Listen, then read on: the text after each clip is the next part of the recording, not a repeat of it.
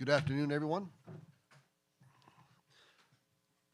and welcome to the regular meeting of the Council of the Township of North Dundas. And before we get started today being the 80th anniversary of D-Day, I'd like to express some thoughts on that. We wanted to take a moment to acknowledge that today marks the 80th anniversary of D-Day in the Battle of Normandy.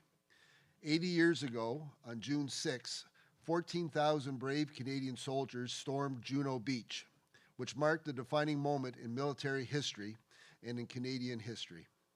More than 5,000 Canadians were killed or injured that day, and we could not be more grateful for their sacrifice so that we can be here today.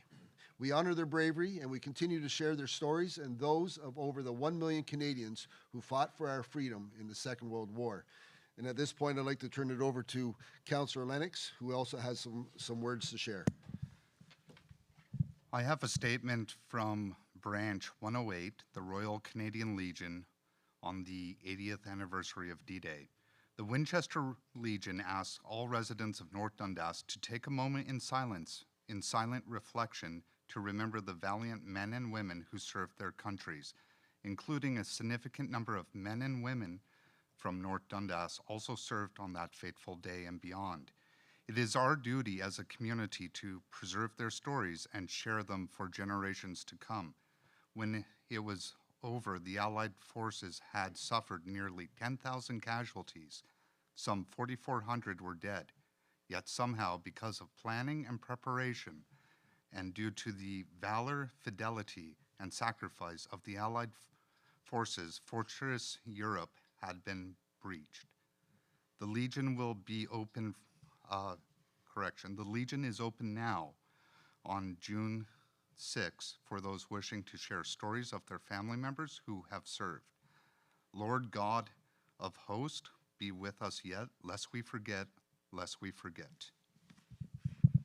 Thank you, Councillor. At this time, I'd like to ask that we take a moment of reflection and a moment of silence.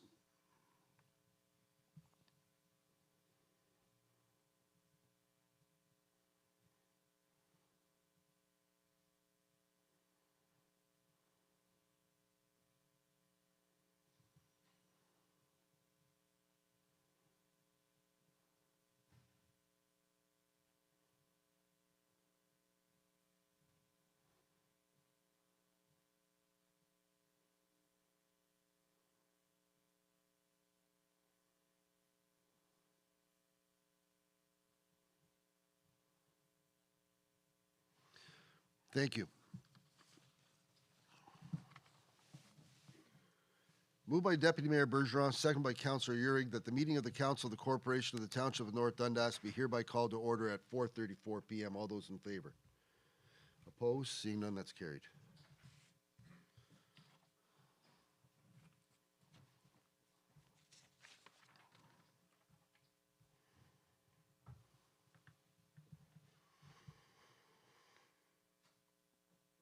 Moved by Councillor Uhrig, seconded by Deputy Mayor Bergeron, that the agenda be amended to move item 65E, Township of Georgian Bay Resolution, to Section 7, motions and notices of motions. Are there any other consent agenda items that Councillor wishes to have pulled?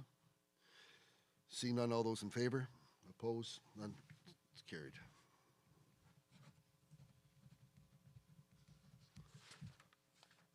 Any disclosures of pecuniary interest and nature thereof? Seeing none. And we're going to move right into action requests. Mr. DeHaan, moved by Deputy Mayor Bergeron, second by Councillor Uhrig, that bylaw number 2024-33, being a bylaw permitting the Township of North Dundas to enter into a service agreement with the Corporation of the Township of North Stormont for the disposal of household hazardous waste, be read and passed in open council, signed and sealed the 6th day of June 2024. Mr. DeHaan. Thank you and good afternoon, Council. I'm doing this one on behalf of Environmental Services, so forgive me for hopefully not butchering this too much, and I think certainly recognition needs to go out to our director, who is away right now, for her hard work in putting this together. Really, this and then the next bylaw council is considering is more or less the exact same thing. The big difference is that the cost and the cost is based on a per household basis. So that's why you see a slight variation in the cost between the two agreements between the municipalities. From where I sit, and I believe as well from where Ms. Ward sits, this is just a good news story of municipal cooperation between neighbors. We have the facilities and resources to be able to provide household hazardous waste disposal for our neighboring municipalities, and we have been doing so with South Dundas for some time. But really, what we're kind of doing is moving into the, I guess, really formalizing that relationship, and then as well extending that relationship off to our neighbors in North Stormont. So. Beyond that, I'm sure if there's any questions, I'll do my absolute best to answer it, but that's what this is really about, is formalizing those agreements. I should note that both North Stormont and South Dundas have reviewed and agreed to the agreement, so we're good to go, provided council also supports what's in front of them today. Thank you, Mr. Hahn. Questions, comments from members of council? Councillor Annable? Just a comment, really, but I'm so glad to see that we can cooperate with our neighbors. I've been here, 6 years now, and there wasn't really a whole lot of that 6 years ago, and I just think it's great. Thank you, Councillor. Further questions, comments? All those in favor? Opposed? Seeing none, that's carried.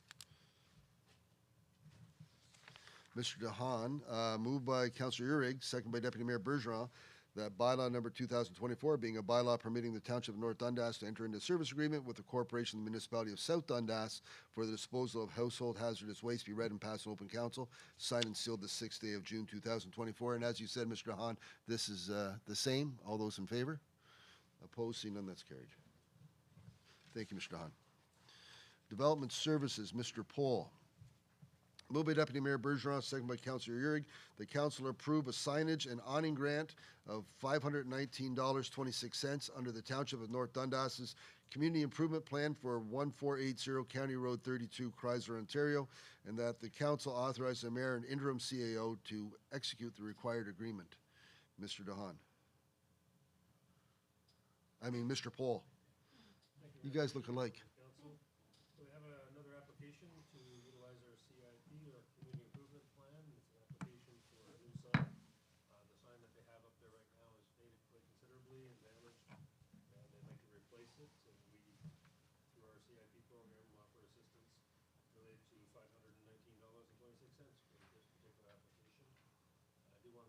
We've had a very robust intake this year compared to other years. We're closing in on $10,000 being used out of the CIP money. We budgeted 15. We actually lowered the budget. It looks like we're getting a lot more applications than we anticipated compared to other years. So it's a good news story. There's a lot of investment going on in the municipality. It's good to see. Yes, it is. Thank you. Questions, comments? Councillor Uhrig.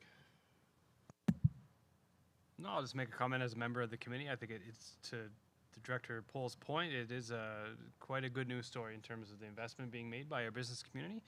It's been interesting and neat to see the variety of applications coming in. And it's nice that, it feels like, the fog of sorts has lifted from the pandemic years when things really slowed down and, businesses weren't sure which direction things were going to go. And it's nice to see this reinvestment again and reinvigorated in North Dundas' business community. Thank you for your comments. Yes, I agree wholeheartedly on the change and the change that's apparent with the passing of the pandemic. All those in favor? Oh, I'm sorry, Councillor Lennox. Thank you, Mr. Mayor. Just a question for you, Mr. Pohl. You mentioned uptake in applications, etc. Do you know why? Is it better outreach by Mr. Stephen Mann or a combination of factors, or why are we seeing an uptake? He just showed me just before I came in about 8 new applicants that are considering it and looking into this opportunity. A lot of it are existing businesses just realizing that there's money available and trying to take advantage of that.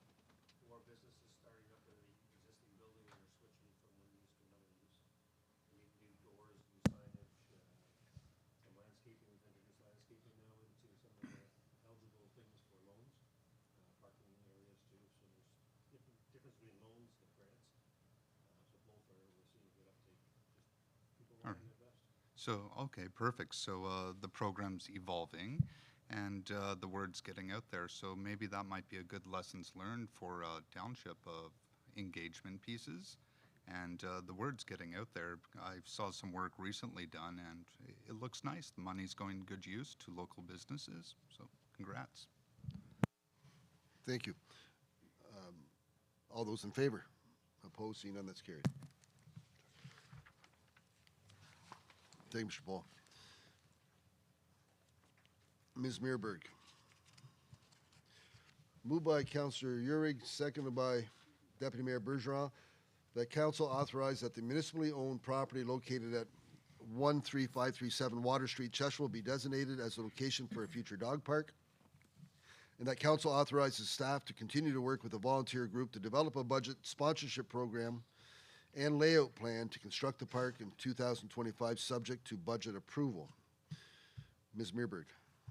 Good evening, Council. So during our last meeting of Council, we enjoyed a delegation from some members of a volunteer group who wish to convert a municipally owned lot in Chesterville to a community dog park. The volunteer group is requesting that Council officially designate the property and authorize municipal staff to volunteer with their, to assist in their efforts. Thank you. Questions, comments? Councillor Lennox. Just one question. I believe previously, this might be better addressed to Mr. Pohl, that the usage of the land was being looked at by environmental services and planning due to its previous land use. Has those restrictions or items been cleared? Yeah, as long as we don't dig. Okay, roger that. All right, thank you. So the answer to Mr. Councillor Lennox's question, which may not have been picked up by the microphone, is that, yeah, as long as you don't dig into the soil and leave it as it, you can go on top with top fill and grading, but you can't dig into it. So it's fine for all that. Just to somewhat repeat what was not heard. All those in favor? Opposed? Seeing none, that's carried.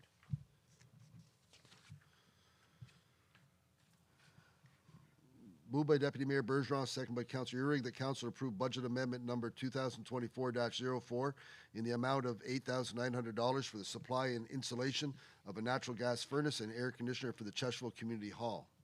Ms. Meerberg.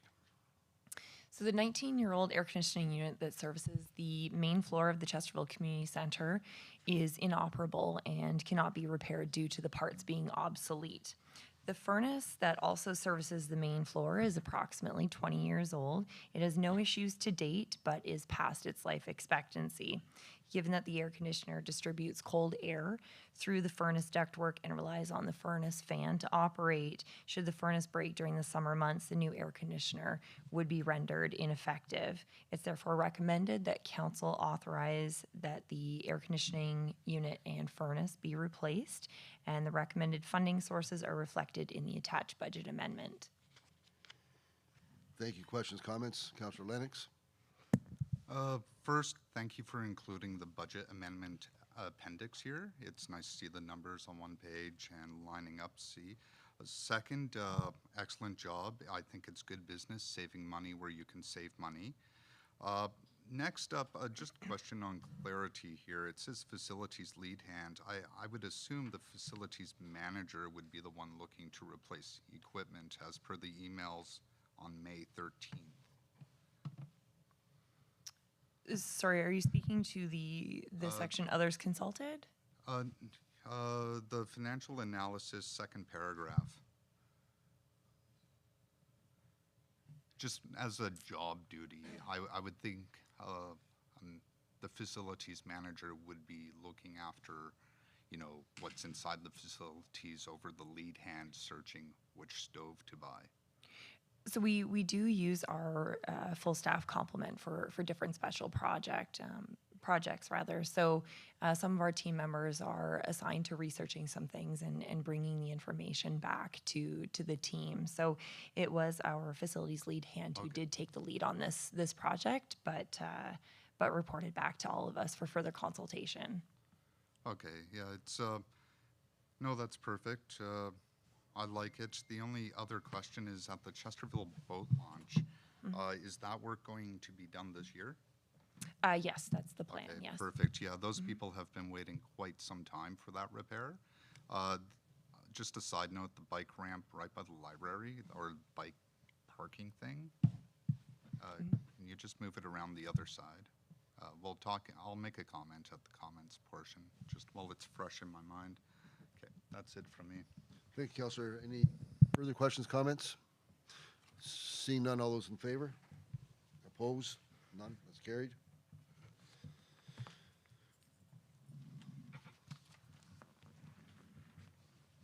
Moved by Councillor Annable, second by Councillor Lennox, that council approve budget amendment number 2024-03 in the amount of $12,062.50 to finance the repairs to the water service line break at the Municipal Administration Building. Ms. Meerberg. Okay, so the water service line for the municipal administration building, from the municipal administration building to the property line, failed in early March, but an emergency repair was completed that weekend. A budget amendment is provided, which illustrates the recommended funding sources. If I can just jump in very quickly, for council's interest, where the break occurred, it was a piece of galvanized fitting between the piping coming out of the building versus the polyethylene pipe from the roadway, and really that type of course, that's not, there's nothing we can point to in terms of how it was installed from the township's perspective. It was installed that way back whenever the facility was built, but it's not something that will eventually fail, and that's not something that's commonly done. So it's now been corrected and not going to be an issue for us in the future. But and certainly I do want to point out, and I'm sitting up here because of Environmental Services, who really led the charge on getting that repair completed. We were, from the municipality's perspective, we were on the phone for a lot of that weekend, and it was at some points looking like we might have to shut the building down because of the inability to get a contractor in. So I really do appreciate the work by our transportation staff and our environmental services staff, who were able to muster the resources to get things repaired on time for us to return back to the office on Monday and remain open. It was that was an all hands on deck effort that allowed us to keep going. So I want to point that out. Thank you. And before I open to questions and comments, I do want to extend thanks to our Chief Kelly, who was first on scene. Yep. And he was trying to enter the building and reached out to me, thinking that, as I do, have the ability to get into the building on off hours, and he stuck it out for the duration in the rain until it was seen that the experts were here and they were looking after it. So I do want to extend thanks to Chief Dan for being himself and doing what he does. So yeah. So questions, comments. Councillor Lennox. Yeah, it's let's start off with can you elaborate on the decision on not to use reserve funds for a fix like this, and what led you to the logic of moving money for the AEDs and et cetera around on the balance sheet? Yes, absolutely. So with any of our projects that are unplanned, we do try and find financial resources that are already within the approved municipal budget for that year, so that it doesn't impact future years or reserve funds. So that's why the recommendation was made in the attached budget amendment. No, great answer. What is the exact health of the reserve funds? I've heard a few things. I have rumors mainly. Are they healthy, Mr. Garlow, or yeah? Yeah, well, I think part of the reason that Megan did what she did.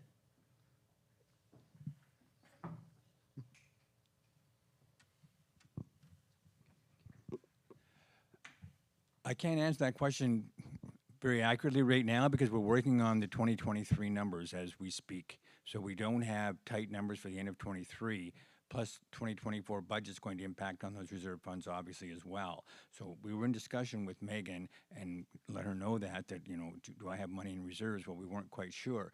So she said, well, I'm going to try to find savings in some of these capital projects. And so that was, to me, and to Megan as well, that was a better solution, we felt. And when we get the 2023 year end done, we'll have a good jumping off point as to where the reserves are. We'll be better able to answer your question then.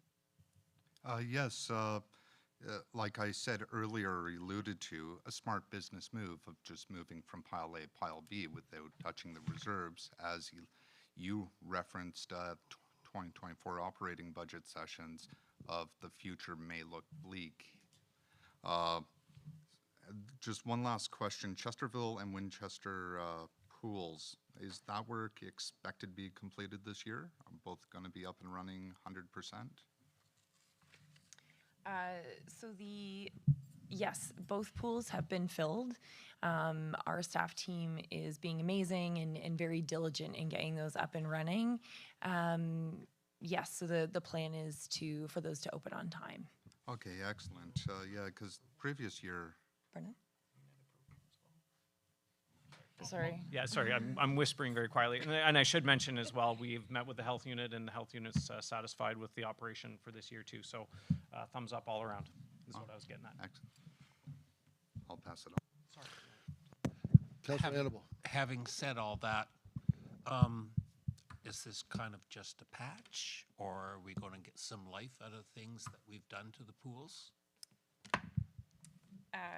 Yes, so we're focusing right now on opening for this year. We have been able to do some repair work to the Chesterville pool, patching some of the areas where water was escaping and fixing another one of the skimmers. So the staff team has been phenomenal to repair some of the work that needs to be.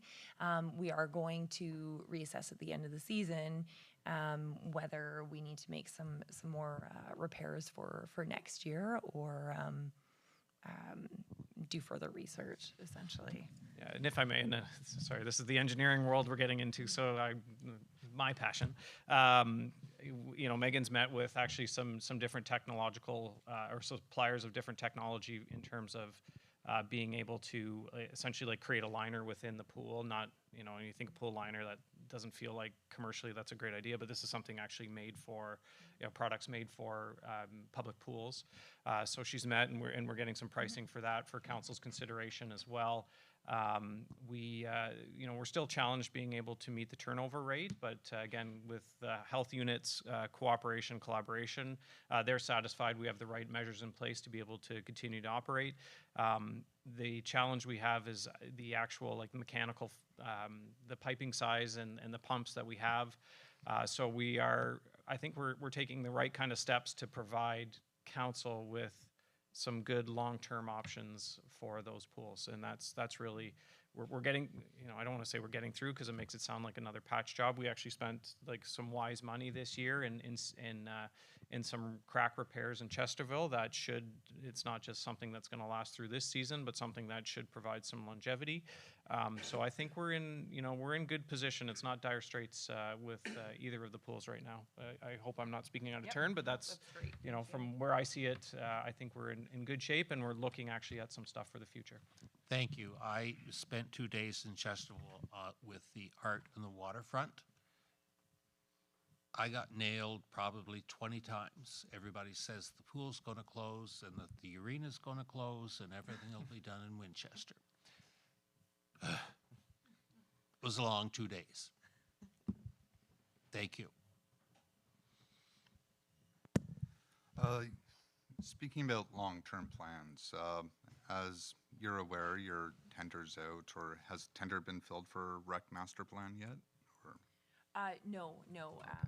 We did receive the proposals. It has closed, but we're still evaluating the proposals received. All right, and with that, there is potential through that plan, which is just a high-grade statistical format of service ratio, that's personal opinion, of course, but what if that report suggests the closure of the pool? Should we be investing, $136,000 right now? Is that a good plan? I'm looking for direction from you, the expert. Yeah, and you tell me if I'm wrong here, Megan. I really appreciate a correction if I'm wrong. We're not going to be anywhere near 136,000 spent this year.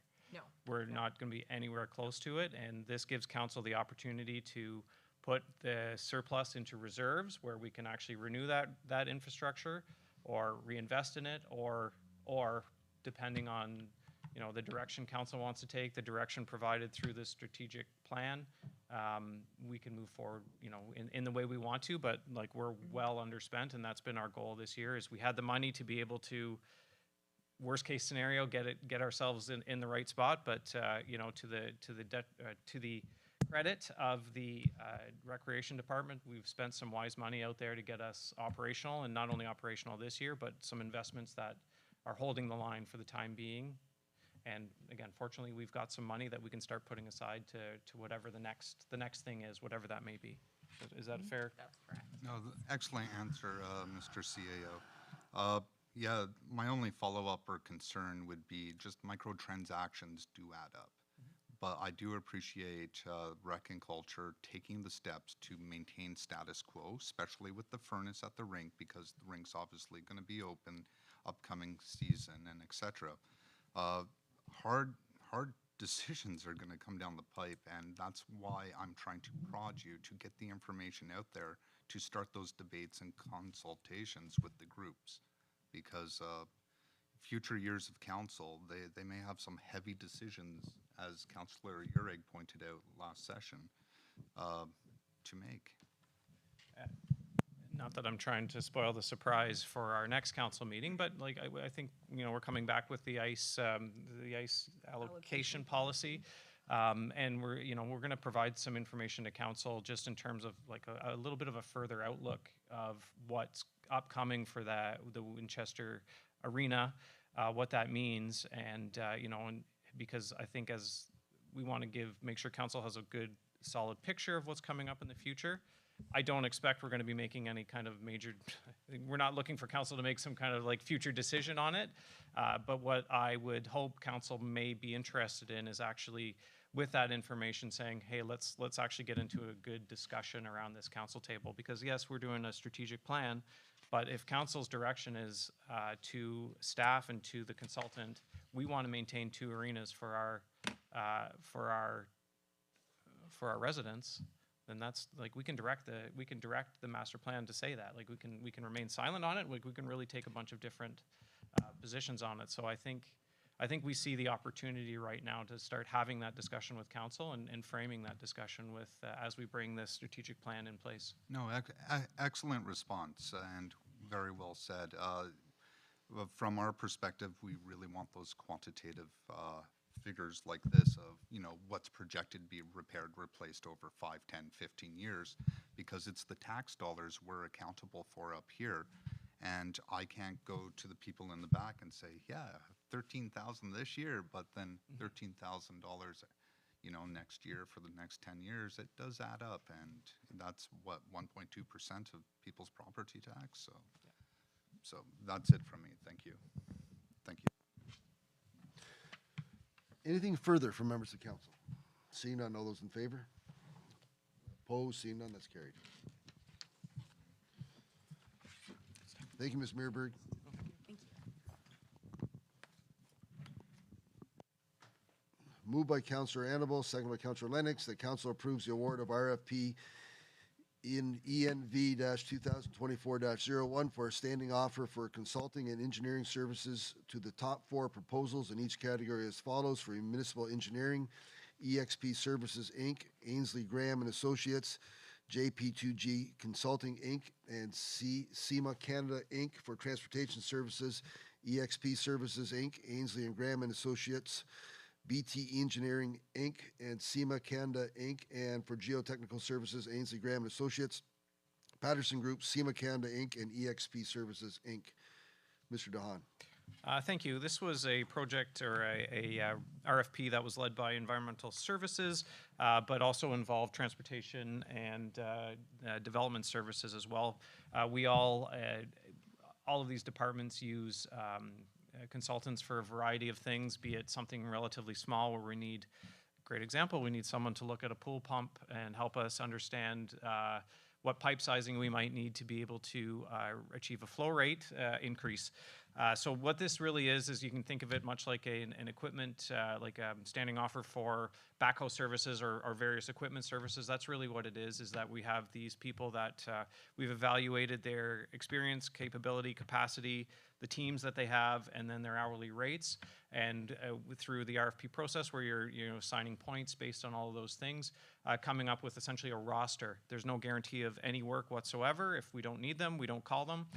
But the idea is that when we need someone to review a subdivision, when we need someone to provide us with an engineering opinion analysis, that we use these firms in order of priority of how they've been scored. And to that end too, it's contacting them if they're not available to provide that service. Then we go to the next one down the line.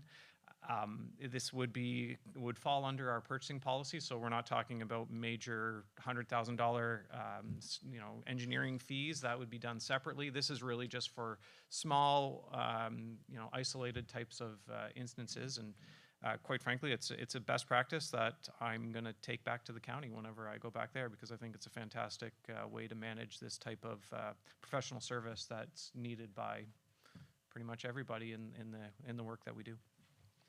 Thank you. Questions, comments? Councillor Urick? Yeah, no, just a comment and just to echo what you said, Ben, this is fantastic to have the roster this way and not to kind of be a cog in the process when we're trying to find somebody to review these. We have a quick roster, a quick checklist we can run through and get these things done, and not stall progression of different projects and different things like that. So this is fantastic. I love this, and yeah, very innovative use of resources. So I like that. Thank you.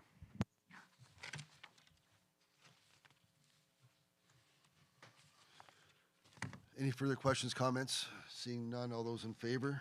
Opposed? Seeing none, that's carried.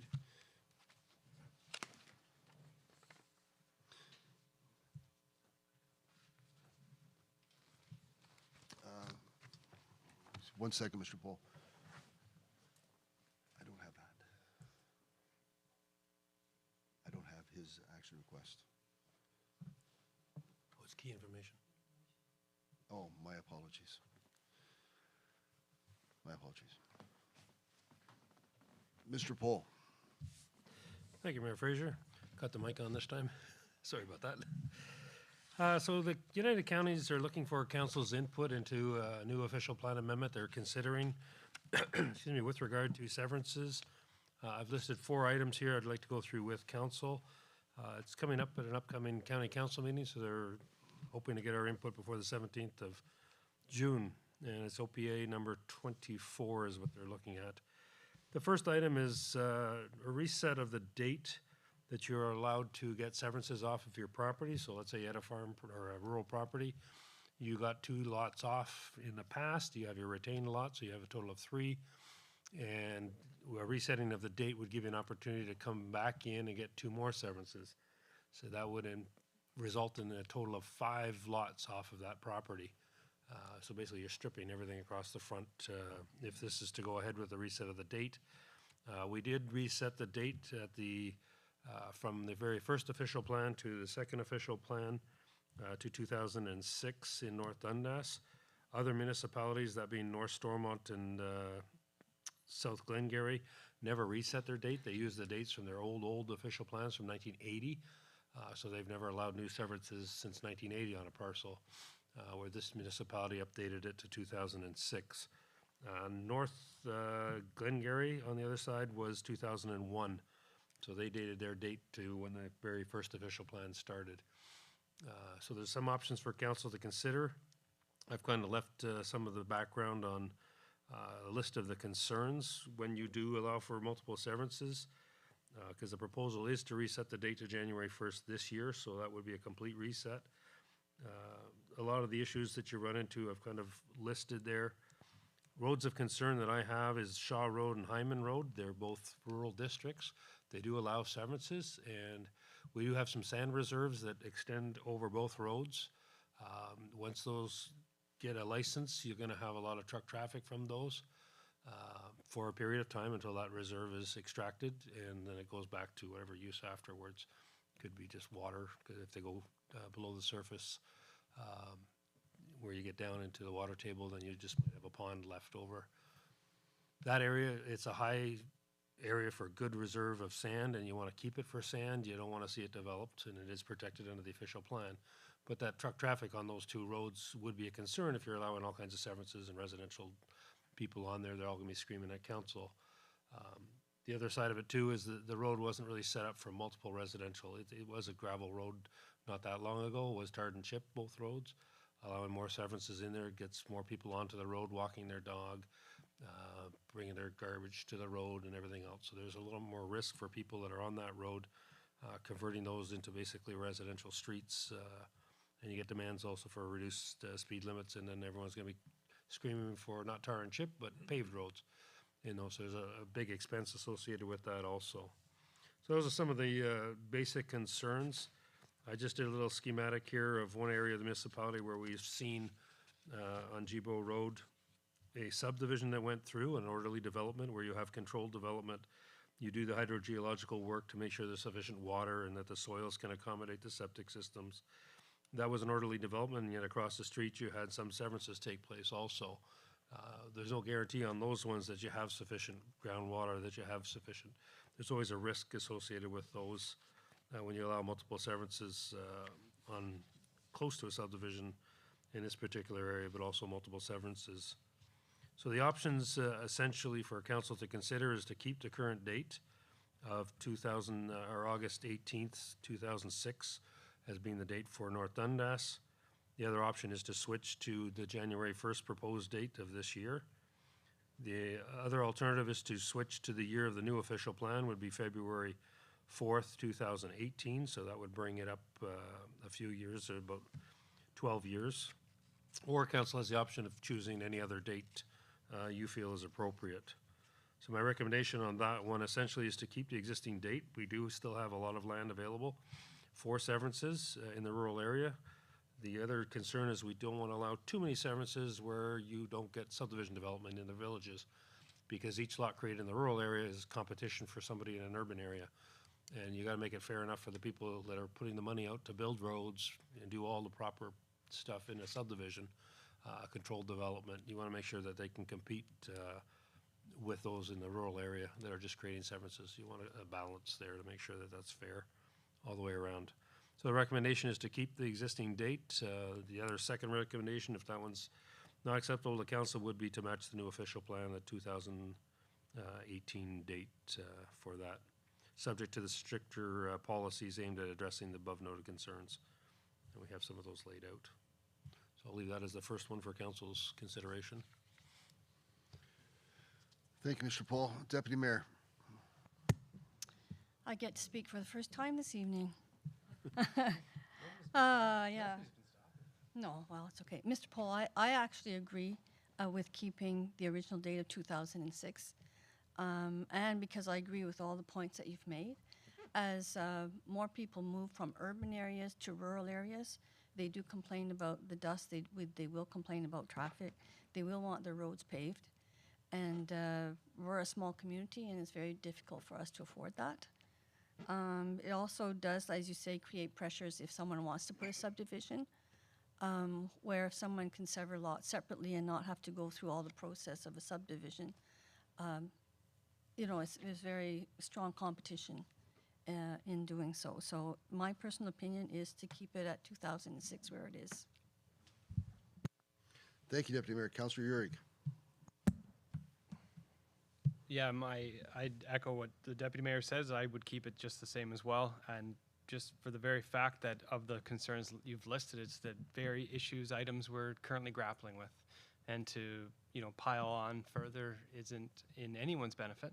So I would, at this stage, keep it at the initial existing date. Thank you, Councillor. Councillor Lennox. Yeah, I agree with the recommendations here with the date and with part 2 there. Yeah, it's, as you said, competitive, sustainable, and as Deputy Mayor pointed out, nobody wants dust flying up when it's not planned, it's not thought out through a proper process of subdivision. So yeah, I agree.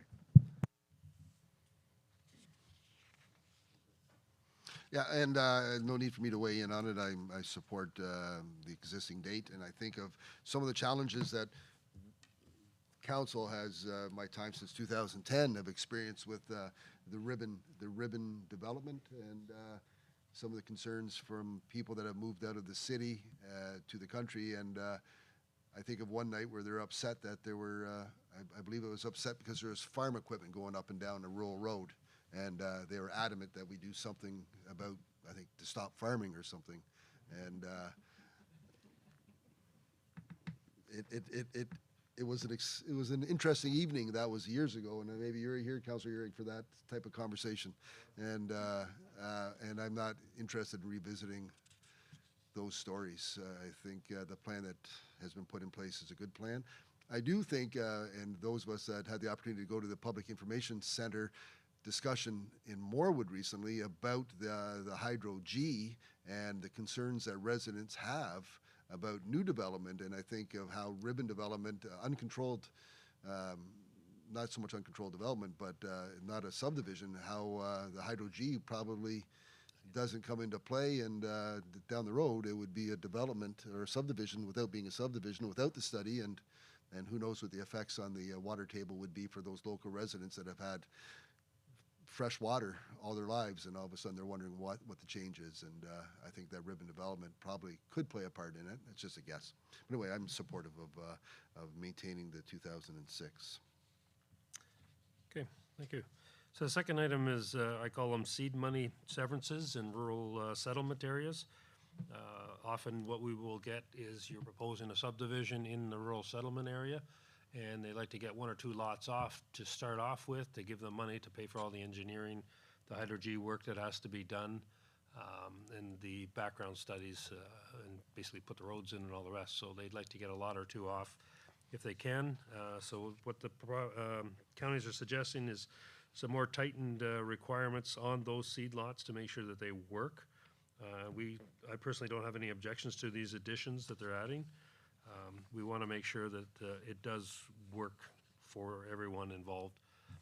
Sometimes we've ran into one case in Mountain where there was a seed lot taken off, and then they do the engineering afterwards and realize, oh shoot, that's where the stormwater pond should have been. It's the lowest area, and now you got a lot sitting there in the lowest area. And I was like, okay, bad idea. We didn't have LiDAR back then to know elevation, so in that particular case, it's like, oh, now they're trying to engineer water uphill instead of downhill to get around this lot. It costs more money for the developer, and yeah, it might have helped them to get seed money, but in reality, when you finally did the studies, it doesn't work. So that's where we're trying to get some of the study work done earlier than the seed lots. First get the groundwork done, so at least you have an idea where everything fits and works in the subdivision before the lot comes off, so that it doesn't interfere with the development. So that's essentially what we're trying to do with the B there. I don't have any issues with the additional requirements there for studies. I don't know if there's any comment on that. Comments on the second point, the 2 consents, the seed lot. We're all in favor. We're all in favor, Mr. Pohl. Okay. Number C is severances in rural settlement areas also. Another provision is I'm recommending the addition of a hydrogeological assessment being added to it. Where we're running into this, and there's another property which was on Merkley Road, and I believe it's not Armstrong, the one above it, Cloverdale, the other side, sorry, one more up. He wanted to do a subdivision for 10 lots, put it all together and started drilling wells, and was going to apply for 10 lots. The well tests that they did on the 4 wells that they drilled demonstrated that, and we have a minimum of 1 acre lots, so there were going to be 4 or 10 1 acre lots. Turned around that they could not find sufficient water. It's the same area where we had the 3-unit multi-generational house. They also couldn't find water in that area, or sufficient water for the 3 units. Same issue in this area. So all the lots now are coming back at 2.5 acres per development was the minimum size necessary. So instead of getting 10 lots, he's going to end up with 4 lots. So that's where we want to make sure some hydrogeological work is done, where you got multi-units being proposed. We don't want a situation where this house has not been built yet with the three, just because they haven't got sufficient water. We got to make sure there's enough water for the residents when they move in here and, want to build their house that it works. So they're still trying to work out the one with the 3 units, either water storage in the basement, where it pumps out overnight, and then you have water in the morning in a storage tank. So they're trying to work through that, but we don't want those kind of issues if we can avoid it early on. Find out first if there is sufficient water, so that's why I'm recommending the hydrogeological assessment. At least some work be done beforehand, so we know what we're looking at before it gets divided up. I don't know if there's any comments. Commissioner, well, that assessment, the hydro-G assessment, that's just a smaller version of Yeah. the larger investigation? Yeah, so in this particular case, he drilled the wells. We had said we're gonna be requiring it, so he went ahead and just drilled the wells to find out what's going on, rather than trying to do a whole intensive study, because then he has the wells ready to go for each of the units, but it turned out those wells could not produce the water that he was hoping for 1 acre lots. So, yeah, there's different ways, that's kind of that assessment to get to that, what we're looking for to make sure you have enough water, Right. so. Questions, comments, support? So the last one is for surplus dwellings. The counties are proposing some clarification on the surplus dwellings to make sure it's clear for people. And so they've added a few clauses in there. And typically the lot sizes for 1 to 2 acres is your typical surplus dwelling. You run into 2 acres when you have a long driveway sometimes. I just dealt with one today where the house is set back 800 feet from the road. Well, you end up with a 1/4 acre just for the driveway, or 1/2 acre just for the driveway alone. To get back to these houses. So in those particular cases, that's where that criteria comes in. Because surplus dwelling, essentially you're taking the house off the farm, it's no longer a farm, it's a residential lot in the agricultural area. So that's where you limit it down to size to keep as much agricultural land in production as possible. So we had no objections to those additions that they're adding at the county level. Any comments on that? No comments. Okay, that was it. Thank you very much, Mr. Paul.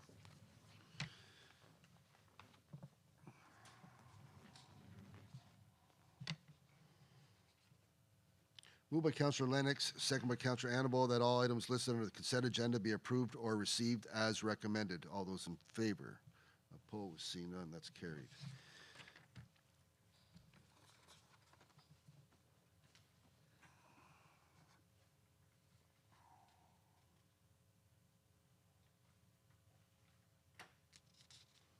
So we're going to move into motions and notices of motions.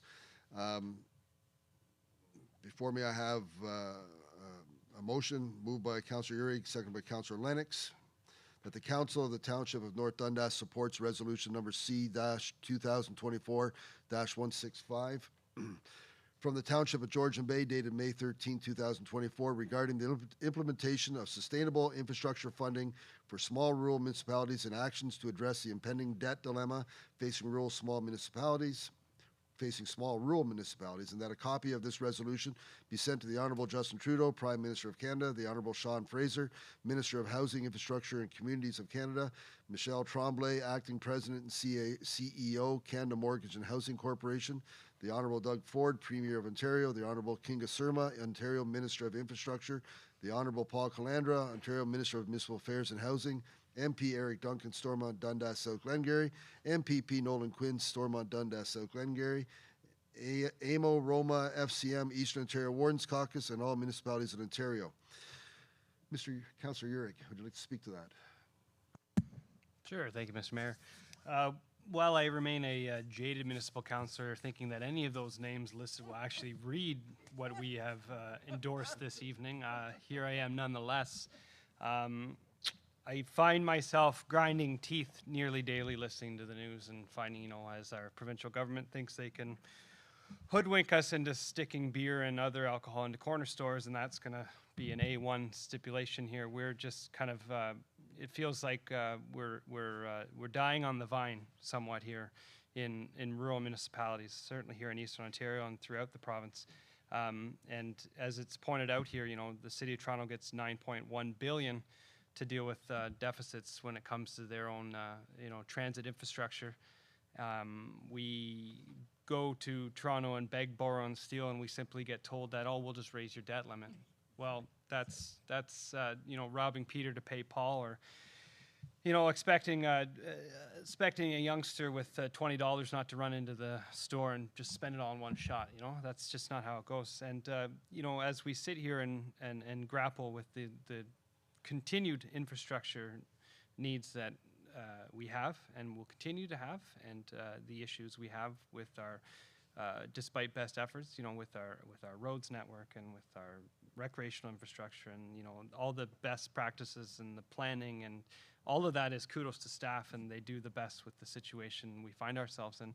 I do think it is incumbent upon those elected officials who sit in upper chambers above us here to, you know, get out of the sandbox for a little while and stop fighting with those across the aisle from one another, and realize that, you know, there is a reckoning coming to Eastern Ontario rural municipalities, to Western Ontario rural municipalities, to Southern Ontario rural municipalities, that, you know, we are facing increased challenges that we're simply running out of track to deal with when it comes to some of these, and are not certain how we're going to without some recognition on their part that, you know, the funding we once benefited from keeps being pulled away little by little, and nothing is replacing it.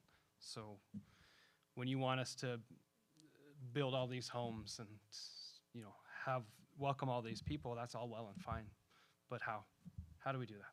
So I despite the jadedness in me, I do hope that there's some recognition somewhere along the lines that help is needed. Well said. Thank you. Questions, comments for Councillor Urick? Seeing none. All those in favor? Opposed? Seeing none. That's carried. Thanks, Councillor. Thank you, Councillor.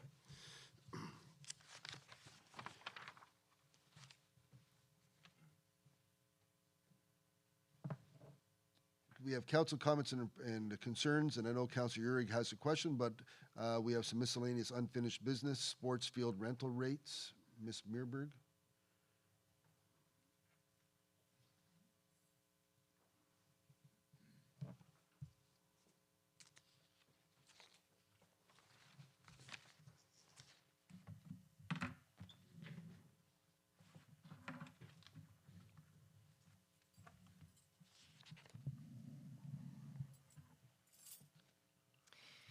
So this report, Council, is a continuation of the report that was brought to the May 9th meeting.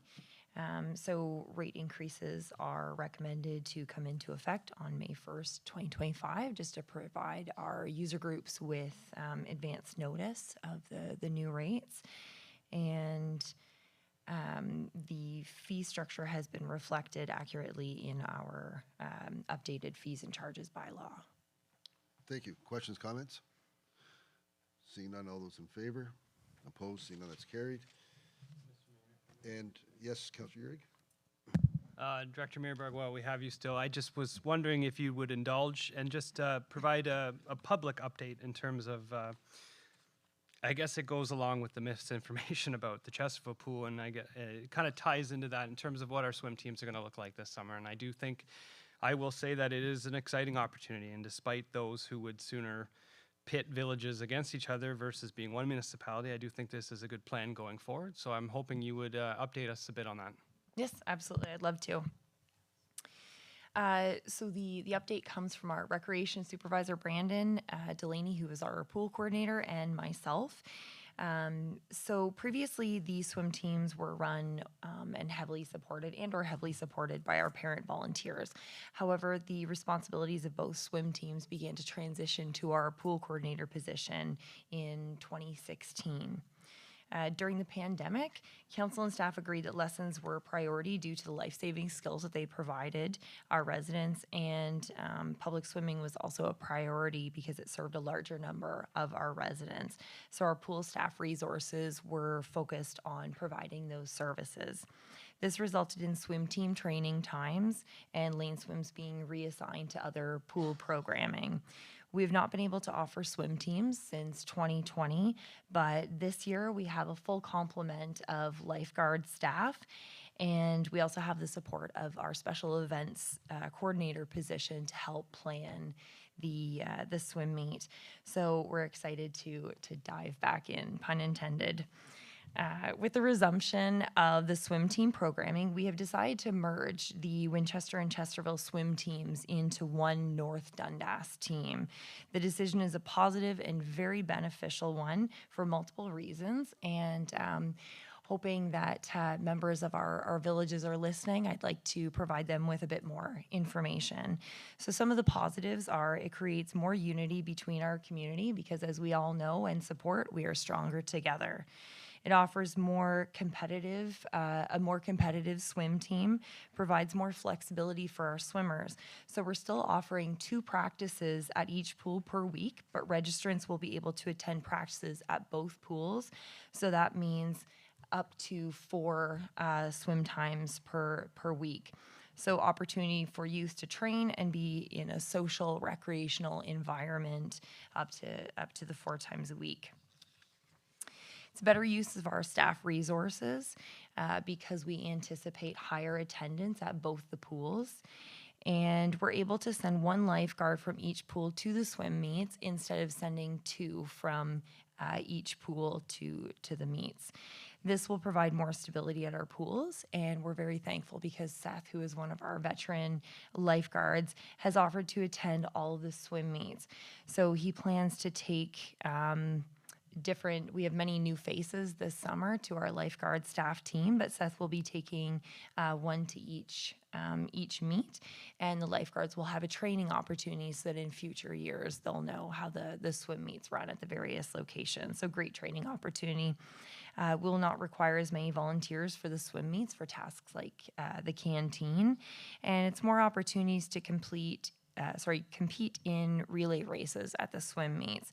So the last 2 races are for kids who typically we provide 3 to 4 kids per age group, but with our previous low enrollment, we weren't able to compete in those relay races. So again, together, by combining all the kids, we should be able to participate. So the idea is that we would have 1 North Dundas swim meet, and it would alternate between our 2 municipal pools each year. So if Chesterville were to host it this year, then it would be Winchester next year.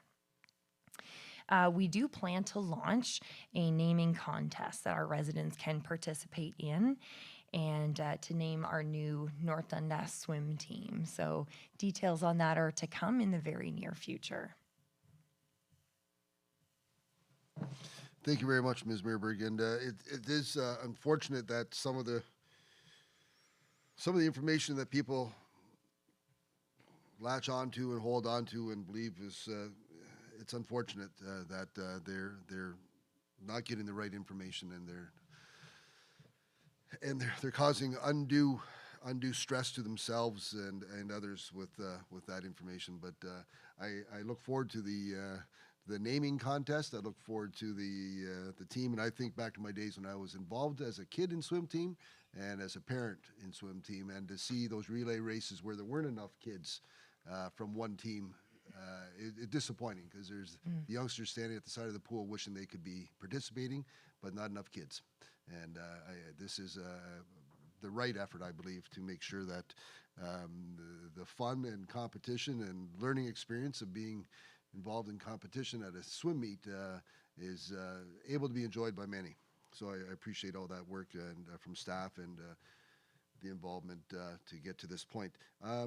I made a mistake earlier. I didn't read the resolution from Councillor Annabelle, second by Councillor Lennox, that Council approved bylaw number 2021-45 being a bylaw to establish fees for certain licenses, permits, certificates, and various services as amended this 6th day of June 2024. That was the resolution that you spoke to about amending the rates. So all those in favor? Opposed? Seeing none, that's carried.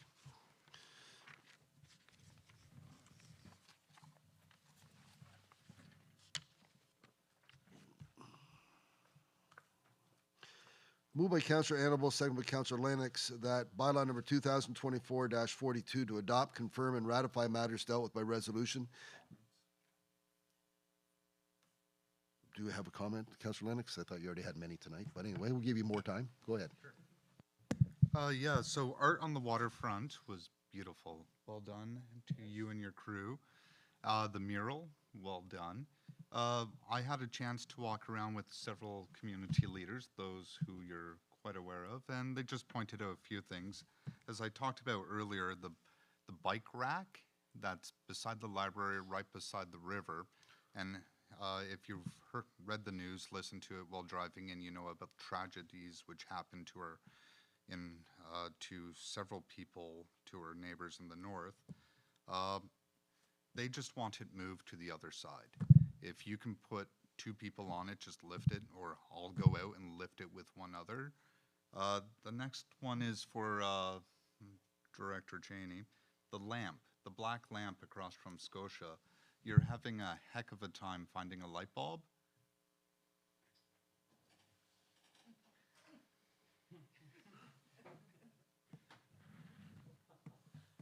That would be correct, Councillor Lennox. However, it has been ordered. Awesome. So as soon as it comes in, it's been a very challenging time trying to find a light bulb. Unfortunately, just a little background on those 3 light standards in Chesterville were made from recycled street lights from elsewhere. So to replace them, it's you have to order as close as we can get to it, and then to find the light was quite a challenge. However, it's been ordered. Order more than one? At the current time, no, because it's quite expensive, the light for that. So we do have one more light standard that we are going to change. However, the light standard is an issue getting ordered. So we are sort of backs against the wall, but good news is the light, I've been told, has been ordered for that one in Chesterville. That's amazing news. Thank you so much. And just one other question that was brought up. The flagpole in front of the library. I was told 18 months ago that it would be erected or that it was in storage. This resident just has a particular taste where they're really pushing. They want this flagpole or an answer.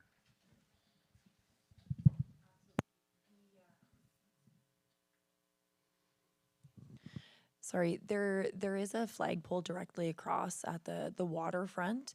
So the flagpole that we had intended to put at the Chesterville Community Center was put at another facility, replaced at another facility. But if council wishes to put one at the Chesterville Community Center, we could certainly revisit that. No, at this time, I believe your answer will suffice. It's just a concern that was brought up that's been ongoing for 18 months, so thank you. Thank you for reminding me, Councillor Lennox, about art in the waterfront. I appreciate that, and maybe Councillor Annabelle would like to express how it went. I was down for both days.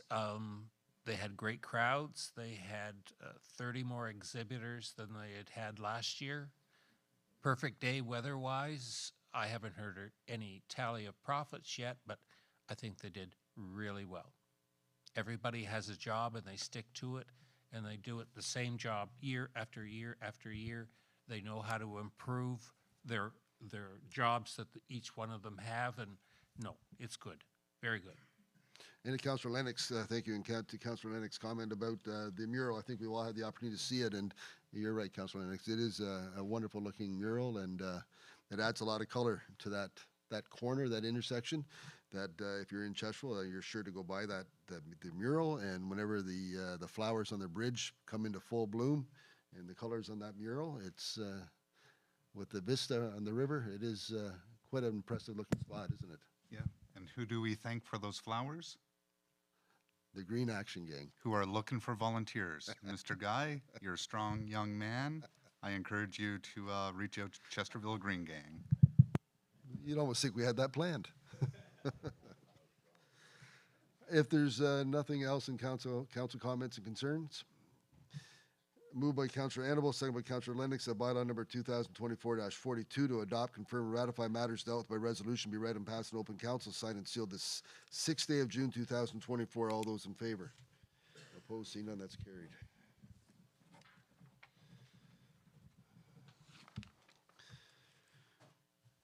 Moved by Councillor Lennox, second by Councillor Annabelle, that council adjourn at 5:35 PM to the call of the chair. All those in favor? Opposed? Seeing none, that's carried. Thank you very much, ladies and gentlemen, for your participation and patience.